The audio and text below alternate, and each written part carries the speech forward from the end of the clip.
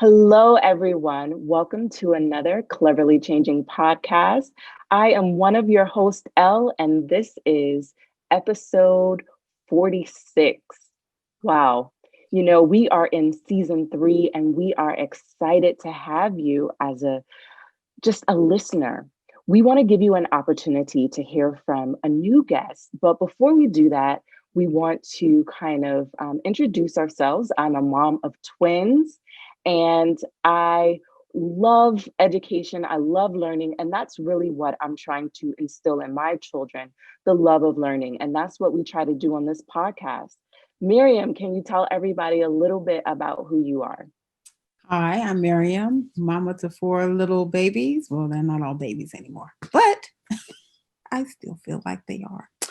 And I am a budding urban farmer and a lover of all things natural and botanical. And that's me. Awesome, awesome. Okay, so we have a special guest, and we really want her to go ahead and just introduce herself and let everybody know how awesome she is.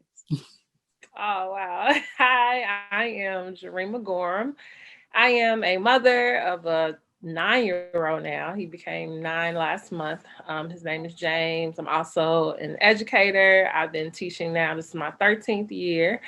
And I also have a nonprofit that's called Burst into Books, which we are just a little bit over 2 years in being an organization. And so similarly, I just love everything education. I love everything connected to community building. I'm very big about serving. And so a lot of the work that we do within Burst into Books is rooted in education, but also how can we serve the communities that we're in? And so I'm really excited to be able to be here to talk more about all those things. Yay, we are excited to have you with us, to talk to us. All that, relates to education is something that is close to our hearts. So to have a bona fide educator who's been doing it for many, many years is a treat. So we want to just go ahead and jump into this conversation and get started. You mentioned that you are a mom and that you have a 9-year-old. Can you kind of tell us a little bit about what type of education you have chosen for your child? Yeah, so it's interesting because since his birth, he's been actually in a couple of different settings. And so when he was first born, I actually took a year off of teaching just because I wanted to be home and just work with him and be there for all those moments that happened within that first year. And once we started looking for what would be the best setting for him as far as a school, he actually started in a Montessori school. And so he was in a Montessori school for, I would say, the first 3.5 years of his life. But right before he turned 4 is when we ended up changing him, and he actually attended a private school. Again, I was really big about the setting and the culture and the feel of the spaces. And so I felt like Montessori was a really great foundation piece for him as far as the way they interact with learning, just is really big about citizenship and community. And I really just love the way that they just made learning a part of play. And so it wasn't this stringent schedule, and potty training, all those things were a part of the whole system. And so it really just like an everyday extension of what we did at home. Once we put them in a private school, similarly, I love it's a smaller feel. Actually, we became really great friends with a family from the Montessori school who recommended the school that he attended. And so her son, along with our son, they've been friends since they were 2. They attended this private school together as well. And so he actually stayed there until last year.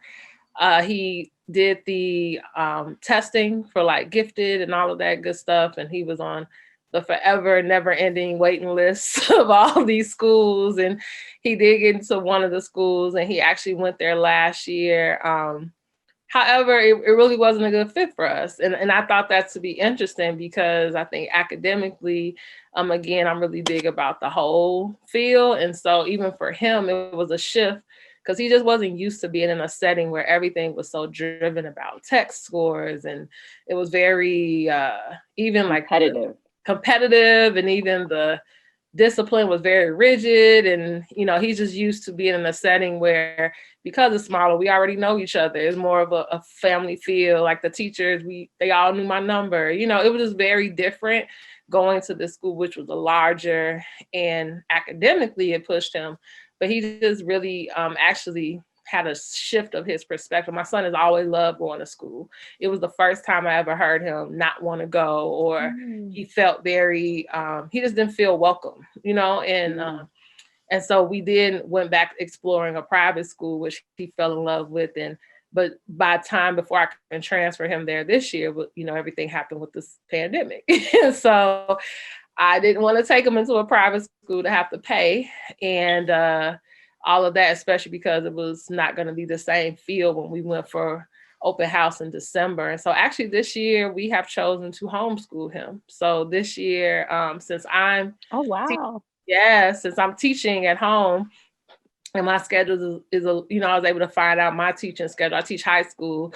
I was able to make it that, I'm like, I'm going to just teach them. And so it's actually been a really great experience, because it's allowed me, to be honest, to find out things about him that I didn't know, right? Or even he's always been a really good, test taker and great grades, but I'm finding gaps, and I'm finding just some character things. I think it's just like a great opportunity for us to work through during this time. So currently all right, homeschooling. I have a question, since you're just stepping into homeschooling.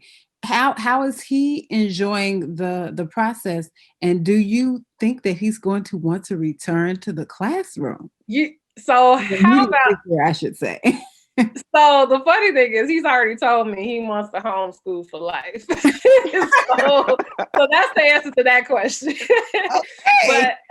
But to be honest, I think in the beginning, it was actually a shift for me, because of being so used to like this 8-to-3 school schedule. Like, it was actually more of a shift for me than him, because I'm like, oh, you need to be up by this time. You need to be doing X, Y, and Z. And then I have friends who are part of other homeschooling networks. And as I was talking to them, it was really about understanding that this is really centered around the child, right? And I mean, it's not as stringent. Like, as long as they get the things done throughout the day, like it got done. Like, it didn't have to be at 9 a.m. that they did math. Like, if you learn that your child is more, not as alert, maybe you want to start with physical activity first versus this. It's just like really customize it to him. And so once I think I got in line with understanding that it didn't have to be this every minute of the hour type thing, we were able to really work through it. And so, to be honest, I really enjoy it, because it also allows him to actually have more ownership of it, right? We created systems. It's like, hey, these are the things that needs to happen. He checks it off. He goes to his sites. He does what he needs to do. He takes breaks when he needs to take a break. You know what I mean? And I really have accustomed to it. And it works with me, because, my schedule is a little bit more stringent because I am teaching, but we're able to be flexible in that area. So. All right. So there are so many things I want to unpack that you just said. So first, I want to kind of define what Montessori is. There are some families that don't know what a Montessori school is. I know for many of us who are online, we see so many hands-on activities, and we see the Montessori people who are like on Instagram doing Montessori type things, and we see it. But there are some people who honestly don't know about Montessori schools. So can you kind of define that for our listeners? It's really learning through exploration, right? And children really gravitating towards something, and you working with their natural curiosity of that thing, right? And so they have stations. So when he was in his school, they had stations. So they'll have, a station for letter sounds, a station for math and reading, and even they have some like character building stations. Like, they'll have different team building activities, and they really had like a set schedule, and they'll have outdoor play. But everything, they kind of rotate in these stations, and the teacher is more of a facilitator of that learning versus the direct, this is where it comes from. And so because they're in stations, they're also interacting with other kids that have gravitated to that station as well. And they're able to like, oh, you're playing with this, or what else sounds like this, you know, and they're able to really like interact with them as they're already, it's considered play, but more so they are just exploring. They're trying to figure out how do these things connect, and they're able to build upon that. And then they will encourage them, of course, you won't be at the same station all day, but they'll encourage them to explore other areas throughout the room. And through that, they're able to, you know, really like teach them. And so it's a very, I would say, a non-threatening way, and just a very, just a natural part of like kids that want to figure things out anyway, you know? Right. And so being able to help them through that way. And then they'll give us suggestions at home, because I know also what I was used to is, you know, even at some schools starting from pre-K, they're getting packets of work and they're getting this and that, and they're not getting that, you know, they'll just give us suggestions of like, hey, when you all are at the grocery store, like these are some suggestions of things, or they'll let us know what they're doing within the classroom so we can reinforce it. But Right. it's not as like, okay, now drill and skill them when they get home. Like really, as they're doing things, you should just always be incorporating, which I really appreciated for him. Right. It's a very inclusive method. Very inclusive. And it's something that families who are home with their kids can adopt that sort of philosophy and incorporate it into their homeschool. But it's kind of a system and a way of doing things. And so I think it's important for families to understand that, you know, these systems are things that we can take things that work for us as homeschoolers and apply it to our lessons and our lives and see if it works for our kids. But I love the Montessori concept because it is child-led. Yeah. It does allow for exploration, and it's not so, you know, routine and strict like when I was in school, in public school as a child. And so it's more open-ended, and it gives the child more of a say. And I think that's just helpful for our kids to have that understanding that you can make decisions, you can choose things, and it's okay. You can make great choices while you're young. And that's really some of the lessons that are reinforced. Yeah, that's why I like the Montessori approach as well, because it is very non-threatening. Like you said, it doesn't feel like, you know, compulsory. They're getting a chance to put their hands in things and play with things and explore things. And I mean, even the instructional things have fun names like the stamp game and, you know, the bank game. Everything is a game sort of thing, even though once you really get into it, it's not so much a game, but they're already invested in it by the time they realize this isn't quite exactly the type of game I was thinking. Right? But I like their the methodology is very it just makes sense for explaining things. It's kind of like the natural thought process that tends to go with a lot of things, and the kids are much more absorbent of that because it just fits into life naturally, and not, you know, you have to wrap your brain around some concept. You know, it just is what it is, and they get it, and they don't forget it either.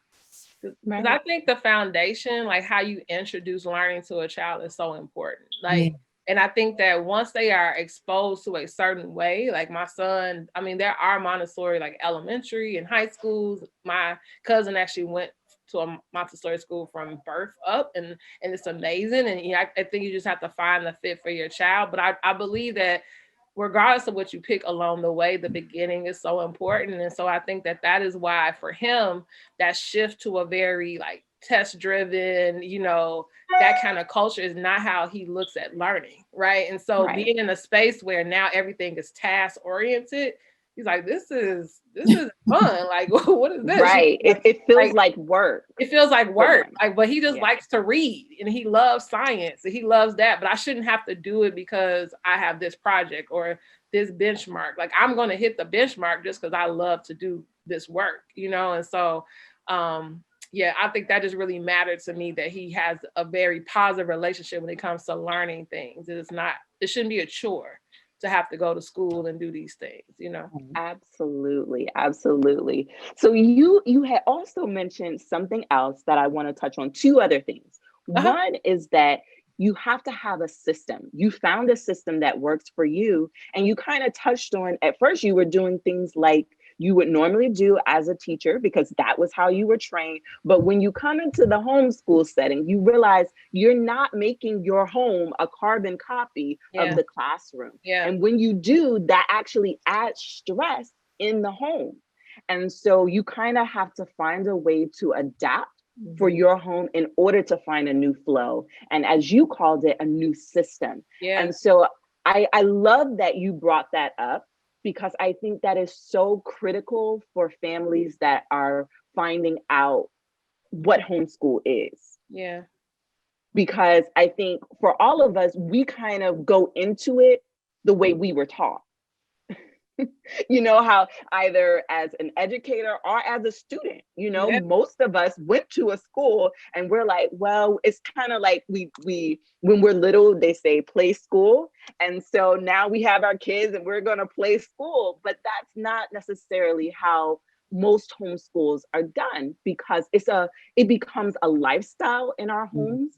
And depending on your kid, you have to see how do I help my kid be self-sufficient so that they can learn on their own. The goal is that you want your kid to find things that they love and thrive at them, not just complete some work. Yeah. So the goals are a little bit different. So I love that you just mentioned that because I think for a lot of new homeschoolers, that is the biggest hurdle. And I also think that is when that system isn't something that they've been able to develop, some people feel like I can't do this. Right. And so that may not be the case. It may be that you just have to return to the drawing board and rethink. What we say in the homeschool world is start deschooling. And that's where, you know, you talked about it for yourself. You had to find a new system that worked for you, you know, first and foremost. And I think when you're deschooling, it's not just for the child, it's also for us. So can you, I guess, just very briefly talk about, you know, how you, what your system is that works for you, because it could possibly be something that could help someone else. Yeah. And so for me, I really, first of all, I started with, like I said, having this very strict, like, okay, if I'm up by this time, he should be up this time, da da da. And then I quickly saw that that wasn't working. And if anything, it was becoming a very stressful situation for both of us. And so the first thing I did was we actually sat down together and developed this schedule. Like we looked at like, hey, you know, throughout the week, these are the goals we want to hit, right? So we want to do math this number of days. We want to do this number of days. Okay, I want you to, like, a part of this, I want him to be reading a book, like studying a book. Okay, what book are you interested in? Like I let him pick the book that he's gonna start reading, you know. All right, so it's this many chapters, you know, how many chapters you want to, like him setting goals for these different things. So that was very helpful as well. And then when it came to the actual curriculum, you know, the state has their standards, like the Common Core standards and the things that he has to master. But just like in a school, the way you arrive to mastery is not the same, right? And so as long as you are engaging with those skills, then we got it, right? And so I started doing the work of looking at what were some online platforms that we could use. What were some other like workout books and handouts that I can kind of use that can be you know, utilized during this time. I got subscriptions during this time. There's a lot of, if not free or very reduced subscriptions. So we have a subscription with Raz Kids. Khan Academy has their whole like 4th grade mastery sequence. So I just started to see what's already out there because I don't have time to reinvent the wheel. So what's already been created that could be very helpful for us. I'm a science teacher by trade. And so just being able to look up different ways that we can incorporate different parts of science. And so I think the very first part of deschooling was understanding that he should have a say in this schedule, right? And once he had a say, he was invested in it. He got excited about it. You know, he's able to see like, oh, this is what we're doing. You know, there are certain days, to be honest, giving ourselves grace. Like maybe we had a long day the night before, but you reading is going to suffice. You know what I'm saying? You doing this, Yes. Giving yourself, it's okay. It doesn't have to be the stringent day 1, day 2, day 3. I think that has been the part. And then understanding just because you're not in front of a computer or doing worksheet doesn't mean you stop learning. So maybe we didn't get to do the handout, but you know what? You're going to help me cook tonight. And then while we cooking, we're going to talk about, some of the, we're going to look at mom's grocery list. We're going to do measurements. We're going to incorporate learning in everything that we do. So that I think was a part of a deschooling for both of us. Him feeling like, oh, I really do have a say. And me understanding learning is universal. It happens all day. It's not just during this set time frame. Right. And I feel like that is so important because it does help families realize that it's okay to learn. Because when our kids are learning, we're also learning. It's like we're reinforcing these lessons because honestly, a lot of this stuff there are things that we use that our kids are learning, but we forget them. And so we have to kind of brush up and reacclimate ourselves with these lessons. And so it's like we get excited along with our kids, and that makes them more excited. So it just kind of ignites a whole new pathway for both the parent and the child as they learn. So I just love that you're talking about these things that Miriam and I both have. This is how our homeschool journey has been. And so to hear that you're on the journey and you're giving your kid a say, that is so important because our children are so, they're so used to being forced to do things. Yep. And so we always have to be careful about just saying, do it because I said so, that famous saying, because we want them to realize this is something that, you can learn anything in this world if you're motivated. And that's what we want our kids to realize, that, there is nothing hindering you from success. You are capable of doing anything. And so as we try to instill that into our kids, we have to model that as we teach them. Yeah. And homeschooling is a great way to do that because what lessons to reinforce. You mentioned it earlier, what your kid is weaker in. And so you have opportunities to see different ways to, bridge those gaps where you see them and help them be more proficient. And so I just thought it was such a wonderful foundation that you shared of the beginning journey and the stages. Yeah, awesome. I think also the last thing I'll say is just also them having a new relationship with making mistakes, right? Mm-hmm. Because even today we had an incident. My son has been somewhat struggling with simplifying fractions. And so we've been working through that and, different platforms and tools. And because he's used to at times just like catching on, because this is his hang up, he's like, oh my gosh, I did some, so he did this online platform to test and he got a 9 out of 15. And he was just so upset about it. And he came to me with it. And I'm like, it's okay. We'll go over the ones, you got wrong. And so he's like, oh, and so when I was teaching when he first showed me, so when I came to him, I said, what was wrong? He said, oh, I just thought you would be mad because I got six wrong. I'm like, why would I be mad? You're learning, I'm like, and then once we did like 2 or 3, he said, oh, I just forgot to find the greatest common. I'm like, yeah, it's just, you have to refresh your memory. But I think that it's just him being used to, and I think in many ways, everything is like, hey, you got to get this grade, you got to get this score, and him just understanding, like being in a culture of, you don't want to mess up. You don't really want to raise your hand and say the wrong answer and all those things, and seeing like this is a safe space. Mommy make mistakes as well. I'm teaching, you hear me?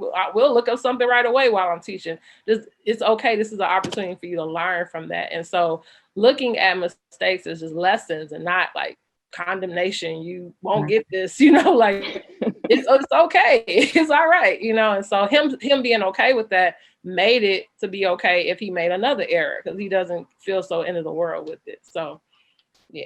What you just talked about, I think, is what all of us parents need to embrace in life, Yeah. among ourselves, as well as our kids. Mistakes are okay. And they're And I think when inevitable. you have a child that has been tested as gifted, I think it's easy to your expectations always to be very high. But at the same time, they're still intelligent even when they do things wrong. And so you have to understand that the the learning process has many ebbs and flows, and that does not dictate intellect. And Yeah. so in homeschooling, it's so many lessons that you, the parent, are learning in the experience. And I think that lesson of it's okay to make mistakes is one of the most important. Yeah. Yeah, I think you're hit it right on the head. Mistakes are okay. In fact, they are inevitable. If you're Yeah. living and breathing, they're going to come. And it doesn't have to mean the end of the world. And it doesn't mean that everything is just going to crash down and burn around you. It just means I need to circle back and redo this one part again, or however many parts it is, until you find the blend that actually makes it, makes it successful. Yeah.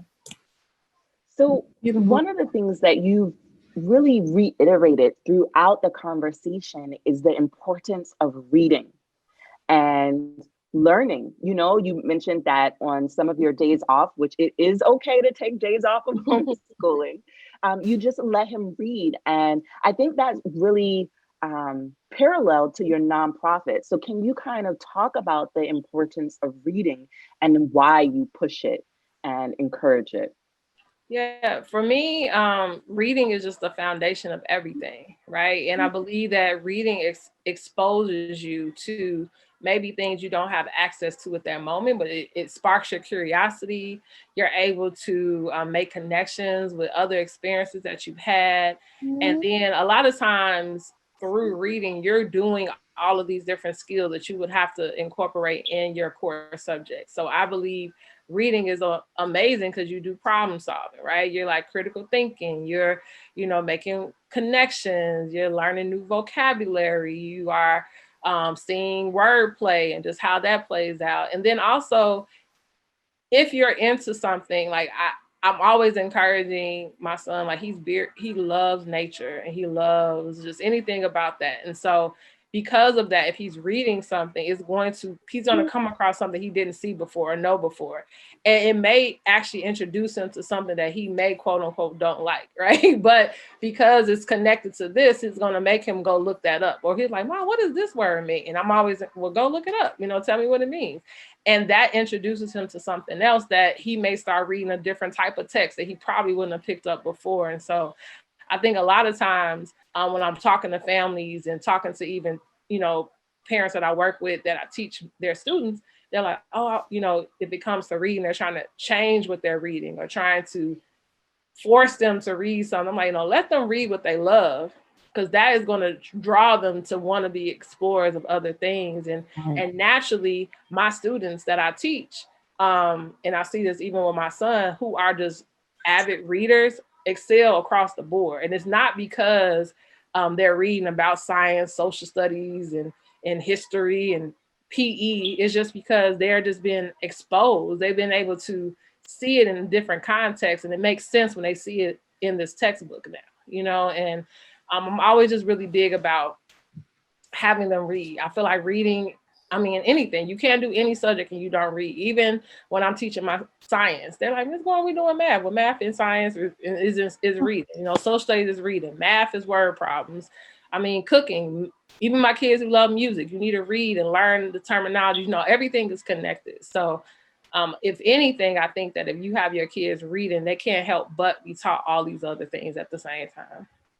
Absolutely, absolutely. Can you tell us just a little bit about how your foundation goes to kind of, I guess, just reinforce that lesson in other families? Yeah. So what started our nonprofit was our book clubs. And so my son, I started, in 2018, and I couldn't really find a space for him and his friends that encouraged like having a book club that was consistent. So we created our own, and it has created all these other programming. But when I thought about reading and just how I can introduce it to only him, but then other families that are involved, I'm like, what if you had a complete interactive experience when it comes to reading? I think a lot of times when we're teaching kids about reading, we're like, oh, what is this? Oh, this is the author. Oh, this is the illustrator. Oh, this is the table of contents, and all these different parts.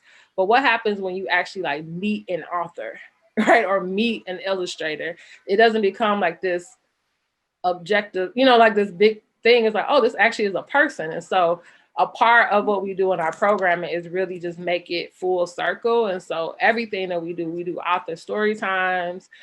In each of our book clubs, we have guest authors. A lot of times the book that they've read that month, the author is the guest. And so they're able to actually get in their head and see like, how did they start this? They're able to see that they can be an author themselves, that the reason I wrote this book is because I didn't see enough of this, and that's why I wrote it. And kids get the wild idea that they could do the same thing. Like, you know what? I don't like these kind of books either, but let me write the kind of books that I like to read, And so that has, I believe, been really encouraging for our families, because we started with even our baby group. Like, we have our first group is 6 months to 3 years old, but they have guest authors. They have reading, books that they read each month, encouraging the parents to interact with their kids. I'm like, they are listening, they are grasping, they are understanding, trust me.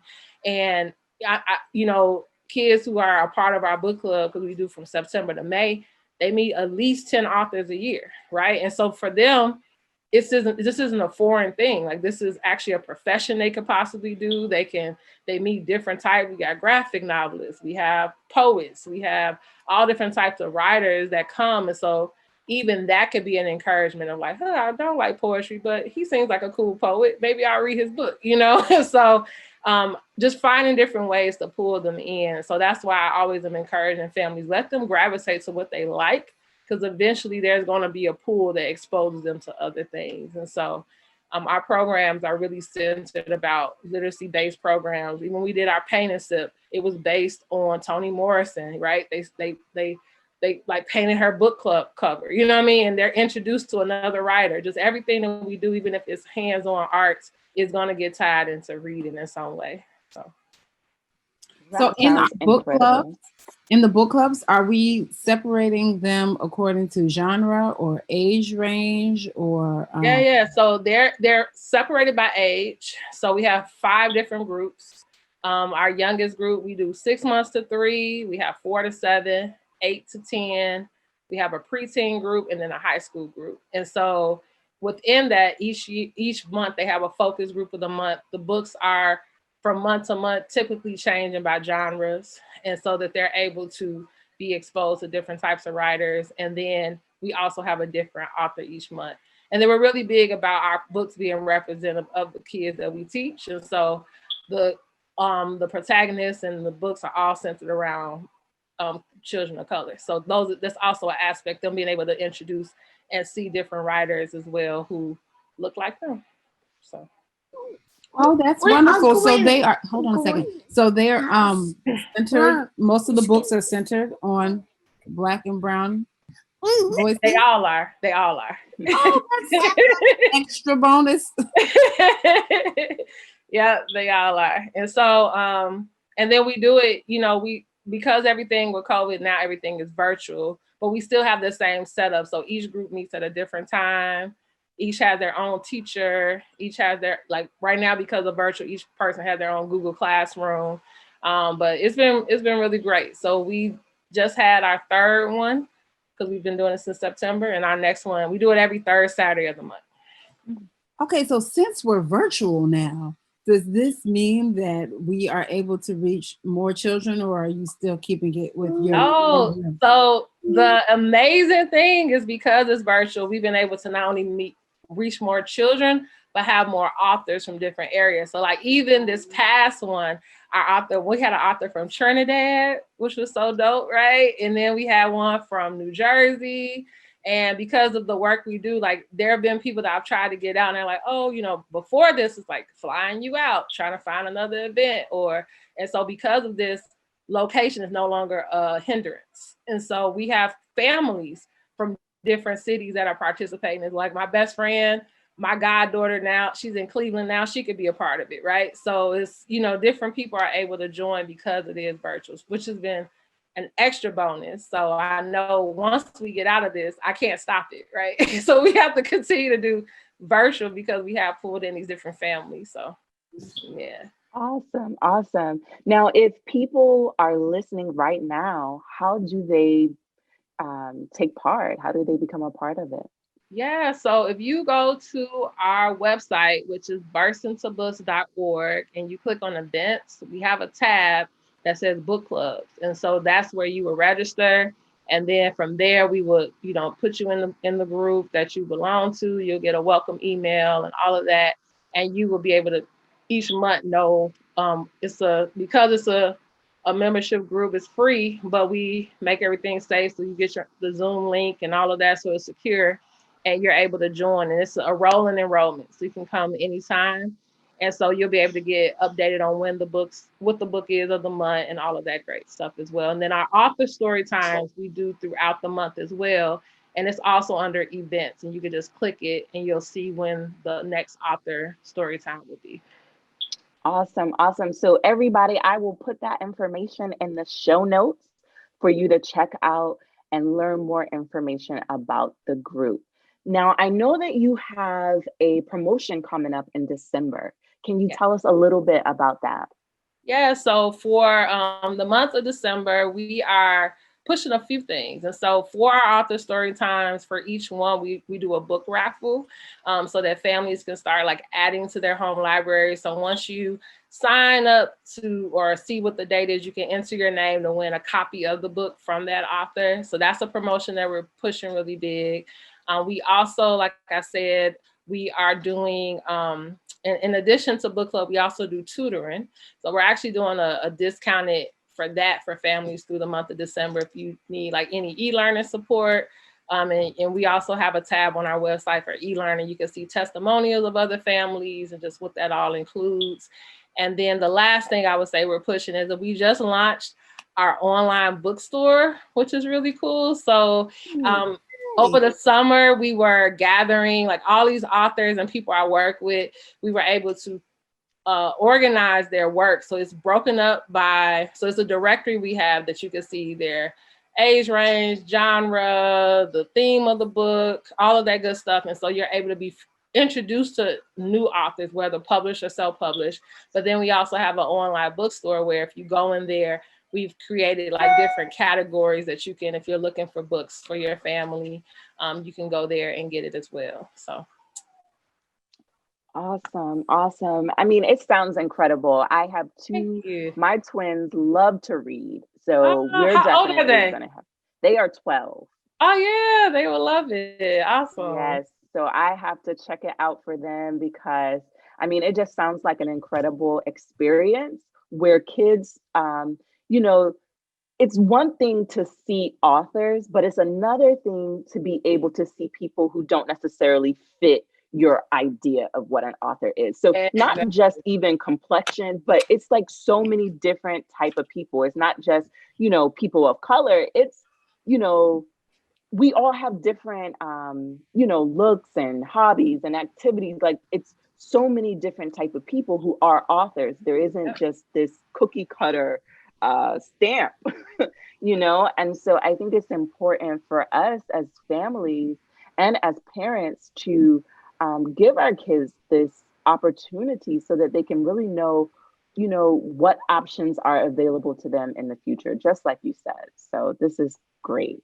The last thing I want to say, because you just said your children are 12. I don't know if you all know, his name is Jaquil Jackson. Y'all know him? He's a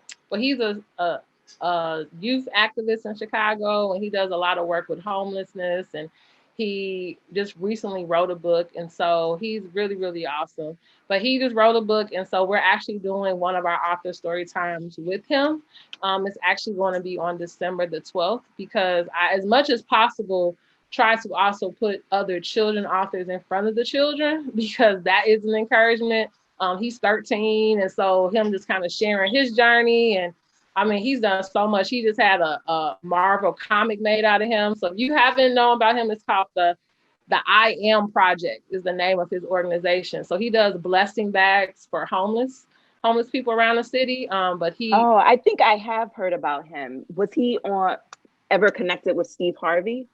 yes, Do you yep, know? yep. So Oh, he's so been with yeah. Harvey. Yeah, he's done a Yeah. lot. But we partnered, and we're gonna do like an author story time with him. And I really am trying to push as many youth, because I think it's important for children to see children his age. Like, look, I'm just a typical teen. Just, I just went after what I want to do. So I agree that I think it's just about them seeing, like them changing their image of what an author can be. You know what I mean? Like, wait, you're 13? I mean, I can do a book too, So Yes, yeah, yes. Oh, well, definitely. I'm definitely going to put all of this in the show notes. awesome. Um, is there anything else you wanted to share with our listeners? No, I just want to say thank you for this platform. I'm excited to just even know that you are homeschool. I'm like, some more people I can reach out to get some help. Yes. I'm just trying to just, support my child the best way I can. So this is, I'm really big at just about like village and working together. And so I love creating bonds and relationships with people. So as far as the work that I do, if you just go to burstinsobooks.org, you can learn about it, join our mailing list, and you can just stay up to date. But I just want to say thank you for having me on.